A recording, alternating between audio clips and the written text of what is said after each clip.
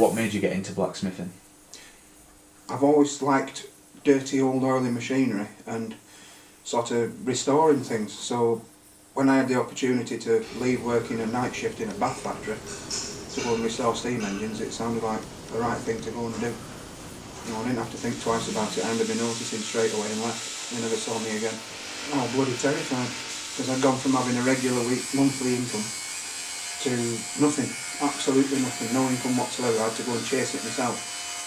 And one of the worst parts of self-employment, especially in something like this, is the fact that people don't like paying. You know, you'll have to ring people up 20, 30 times, where's my money, you owe me money. And usually it's people that have got a lot more money than you have. So yeah, it was a bit of a scary leap. The idea of working for myself was brilliant, you know. I've got no boss, nobody telling me what to do, nobody telling me where to go. If I don't want to go to work, I don't go to work. I don't think there'll ever come a point where I can't provide for my kids, you know.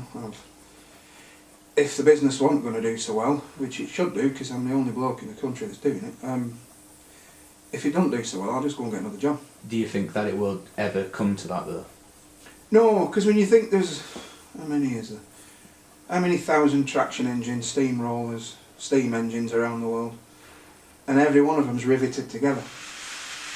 And when you've got the only machine around that makes hot rivets, you've kind of got to sit and target. You've just got to wait for somebody to go around to their engine and say, your boiler's knackered, you need rivets, you need to repair this and do that and do the other. And that's when they ring me, usually in the winter time, because they're out playing in the summertime. They go off to all these rallies and such likes, they play with their engines, and then they go back in the winter time. The boiler inspector comes around, has a look at his engine and goes, oh, bottom of it's pitted, you're going to need to replace that.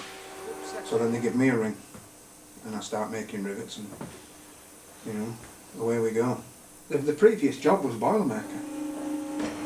I sat watching him for a dinner on television and wrote to Boilermakers that he went to visit in Bradford, not thinking that I'd get anywhere.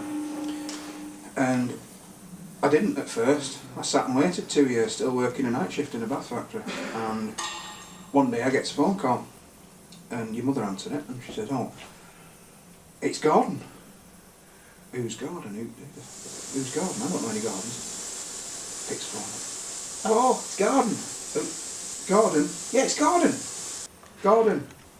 Gordon! I'm thinking, I don't know who you are. I don't want to be rude and say, who the hell are you? Anyway, he came out and said, it's Gordon Newton. Do you want to come and have a look at the boiler works? So I said, I'm busy until Monday.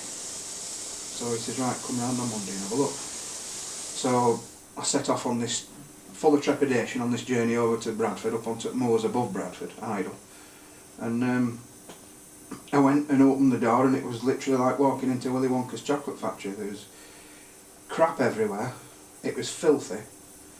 But it was full of stuff that I like doing. So I walked through the door, had a look round. Me and Gordon had a chat for half an hour. And he said, do you want to come back next Monday? How long as you notice at your current works? So I said, I don't think I've got to give any notice. So I went back, said I'm leaving on Monday, and that was it. And I went to train as a Boilermaker, repairing traction engines and steam engines. Does the danger side of being a blacksmith bother you at all? No. You've got to, you've got to have your wits about you, haven't you? You've got to be stupid to go and play with a machine like that outside and not... You've got to be stupid not to think, alright, this thing's going to... If I get my hand in there, my hand's not coming back. I'm going to lose it. And that's one of the bad things about health and safety, is all the health and safety rules have taken common sense out of people. You go into a workshop and you get given a book like that there. Oh look, here's your advice on how to be safe. Where's your brain saying, oh, don't put your hand in there, that's going to crush it. You have to have a book now that says don't put your hand in that machine or it'll break it. And that's common sense has been taught out of people. I don't have any fear of what I'm doing because I have a healthy respect for things. If I've got a piece of metal on in my tongs that's glowing white hot, I know not to do something stupid with it. It's common sense. But a lot of people nowadays don't seem to have common sense. They have to be taught what to do. You go into a workshop and it's, you can't do this and you can't do that and you can't do the other.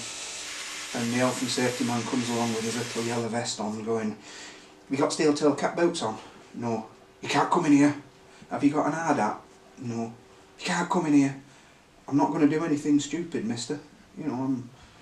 So that gets in your way a lot. you know, the fact that nobody's got any common sense, basically. So yeah, the danger side of it doesn't bother me at all, because I'm not daft.